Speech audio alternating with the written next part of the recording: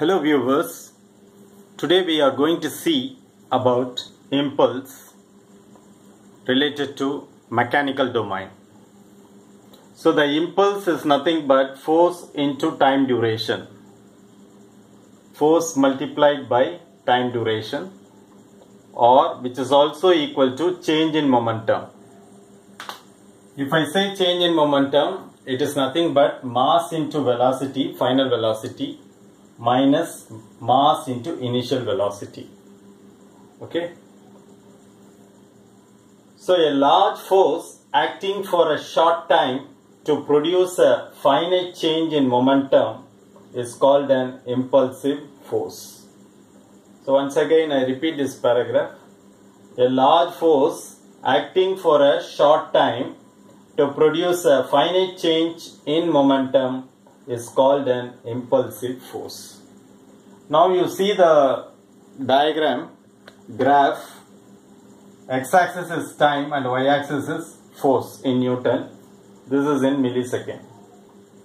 This is the point at which the exact contact begins, but at this point there is a definite time, but the force is 0. The point at which collision starts, impact.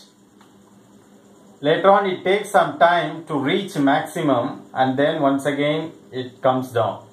This is the point at which contact ends. Here only you see the maximum force and this is del T. Okay.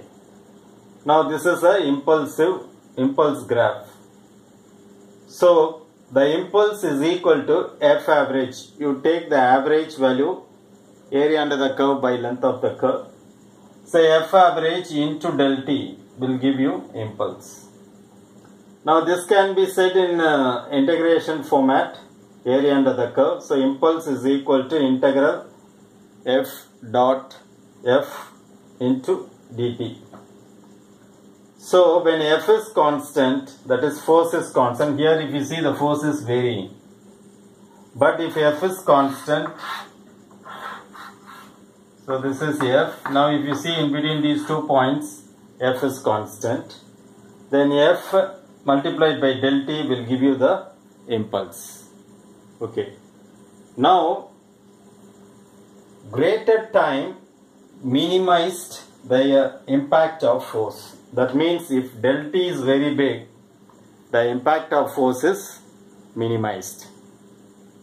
If del T is very short, then the impact of force is very, very high. That's why when in the cricket ground, when a player catches the ball, if he abruptly places his hands, then the impact of the force will be very, very high.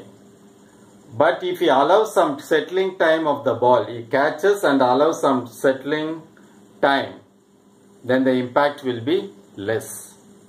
So the idea is, this is basically an impulse graph, force average into del T.